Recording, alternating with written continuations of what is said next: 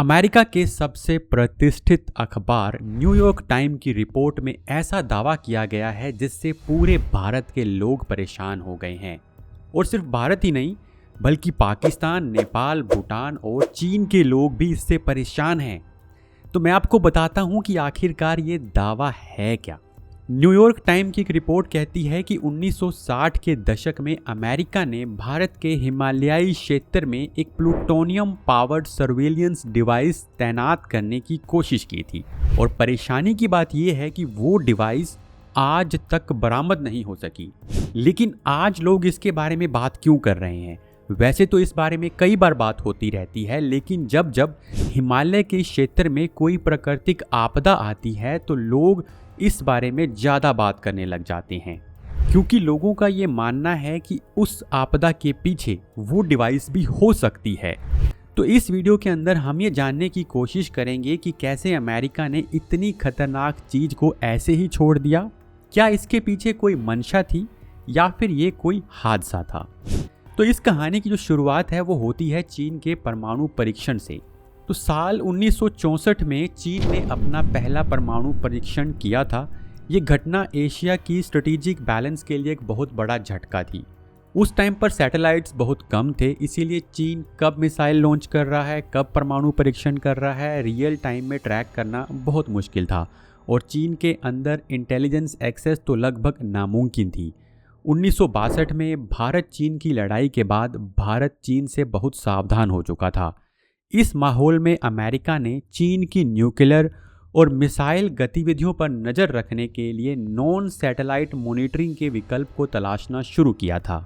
अब क्योंकि हिमालय पर्वत की ऊंचाई बहुत ज़्यादा थी तो अमेरिका को लगा कि इतनी ऊंचाई से सिग्नल मॉनिटर करना आसान होगा, जिसके बाद अमेरिका की खुफिया एजेंसी CIA ने भारत के साथ इस बात को आगे बढ़ाया।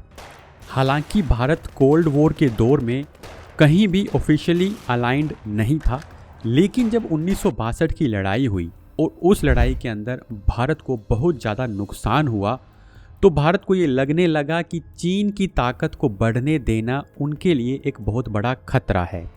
इसीलिए चीन के न्यूक्लियर प्रोग्राम ने एक लिमिटेड स्ट्रेटेजिक कॉरपोरेशन की गुंजाइश पैदा कर दी। 1962 की उस लड़ाई में हमारी हार के क्या क्या कारण थे, इस पर मैंने ये डिटेल्ड वीडियो बनाया है। इस वीडियो को आप देख सकते हैं। इस गुंजाइश के बाद इंडियन इंटेलिजेंस ब्यूरो के कुछ सीनियर अधिकारियों की जानकारी में ये कोऑर्डिनेशन आगे बढ़ी। CIA का प्लान साफ था, हिमालय की किसी ऊंची चोटी पर ऐसा मॉनिटरिंग डिवाइस लगाया जाए जो चाइनीज़ मिसाइल लॉन्चेस से जुड़े सिग्नल्स पकड़ सके। इस पूरे मिशन को एक साइंटिफिक माउंटेनियरिंग एक्सपीडिशन के रूप में प्रोजेक्ट किया गया ताकि डिप्लोमेट फॉलआउट से बचा जा सके। अब क्योंकि भारत और आसपास के देशों के लोग डरे हुए हैं तो यहाँ ये बताना जरूरी है कि ये कोई परमाणु बम नहीं था। ये एक plutonium powered radio isotope generator था जिसका इस्तेमाल अमेरिका स्पेस मिशंस और रिमोट डिफेंस इंस्टॉलेशन में पहले से कर रहा था। इस डिवाइस की खासियत ये थी कि इसमें मौजूद प्लूटोनियम की हीट से बिजली पैदा होती थी। इसमें कोई एक्सप्लोजन मैकेनिज्म नहीं था और इसे लॉन्ग टर्म अनअटेंडेड पावर के लिए डिज़ाइन किया गया था। मतलब अगर आप वहाँ पर नहीं भी जा रहे तो भी ये अपने आप से पावर जनरेट करता रहता। हालांकि इसमें भी एक खतरे की बात ज़रूर थी और वो ये थी कि अगर कैप्सूल को नुकसान होता तो रेडिएशन का खतरा हो सकता था। अब मिशन को अंजाम देने का काम इंडिया और अमेरिका के एक्सपर्ट पर्वतारोहियों को दिया गया और 1965 में एक जॉइंट टीम नंदा देवी पर इस उपकरण को फिक्स करने के लिए निकल पड़ती है। अभियान का नेतृत्व इंडिया की तरफ से कैप्टन MS कोहली कर रहे थे, जो उस समय भारत के सबसे अनुभवी माउंटेनियरिंग में गिने जाते थे, यानी कि पर्वतारोहियों में गिने जाते थे। लेकिन मिशन के दौरान हालात बहुत खराब हो गए। मौसम इतना खराब हो गया कि टीम को वहां पर सब कुछ छोड़कर वापिस आना पड़ा। टीम ने सोचा कि मौसम ठीक होने पर वो वापस जाकर मिशन को पूरा कर लेंगे, लेकिन अगले साल जब टीम दोबारा उस इलाके में पहुंची तो वो डिवाइस वहां पर मौजूद ही नहीं था।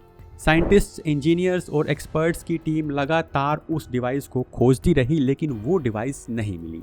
इसके बाद ये मान लिया गया कि सर्दियों में आए एवेलांचे ने डिवाइस को ग्लेशियर के नीचे या तो दबा दिया या फिर वो उसे बहा कर ले गया। इसके बाद इंडियन एयरफोर्स और वैज्ञानिक संस्थानों ने कई सर्च अटैम्प्ट्स किए, लेकिन डिवाइस का कोई फिजिकल ट्रेस नहीं मिला। लोगों में डर को दूर करने के लिए ये साफ करना जरूरी है कि आज तक उस जगह से एक्टिव रेडियो एक्टिव लीकेज की कोई वेरीफाइड एविडेंस नहीं मिली है। लेकिन 1970 के दशक में जब वेस्टर्न मीडिया में ये मामला सामने आया तो भारत में भी सवाल उठने लगे। संसद में भी नेताओं ने सवाल उठाया और बहस हुई कि गंगा नदी में भी तो कंटेमिनेशन हो सकता है। लेकिन सरकारी इन्वेस्टिगेशन और साइंटिफिक स्टडीज़ में रेडियो एक्टिव कंटेमिनेशन का कोई प्रूफ नहीं मिला। एक्सपर्ट्स मानते हैं कि अगर डिवाइस इंटैक्ट हालत में ग्लेशियर में दफन है तो उसका इमीडिएट एनवायरमेंटल इम्पैक्ट भी नहीं होगा। लेकिन आज भी जब भी हिमालय पर कोई आपदा आती है तो ये मामला फिर से चर्चा में आ जाता है। पर वैज्ञानिकों का इस बारे में क्या कहना है? वैज्ञानिकों का मानना है कि जो अभी रिसेंट डिजास्टर्स हो रहे हैं उनका प्राइमरी जो कारण है वो क्लाइमेट चेंज और फ्रेजाइल जियोलॉजी है। नंदा देवी पर उस डिवाइस के गुम होने से या अब तक ना मिलने से इसका कोई भी लिंक नहीं बनता है। लेकिन फिर भी एक चिंता बनी हुई है और वो इसीलिए कि डिवाइस अभी तक रिकवर नहीं हुआ है। प्लूटोनियम एक स्ट्रेटेजिक मटेरियल है। ट्रांसपेरेंसी उस टाइम के अंदर बहुत कम होती थी। अब कई तरह के खतरे हैं, क्योंकि जैसा हमने पहले बोला कि अगर वो इंटैक्ट है तो कोई खतरा नहीं है, वरना रेडियो एक्टिव जो रेडिएशंस हैं वो फैल सकती हैं। किसी दूसरे देश के पास वो लग जाता है, अगर कुछ ऐसे लोगों के हाथ लग जाता है जो उसका गलत तरीके से इस्तेमाल कर सकते हैं तो भी ये मामला थोड़ा खतरनाक हो सकता है। यही वजह है कि ये मुद्दा पूरी तरह ख़त्म नहीं होता। नंदा देवी और CIA का ये मामला दिखाता है कि कोल्ड वॉर में किस तरह से उस टाइम की सुरक्षा ज़रूरतें एनवायरमेंटल और लॉन्ग टर्म रिस्क पर भारी पड़ती थी। लेकिन पर्यावरण की चिंता आखिरकार है किसको? बट आपको एक बात बता दूं कि अगर पर्यावरण को इसी तरह से ख़राब किया जाता रहा तो अमेरिका जैसे बड़े देश भी एक वक्त पर ख़त्म हो सकते हैं। और इसके बारे में जानने के लिए आपको ये वीडियो ज़रूर देखना चाहिए।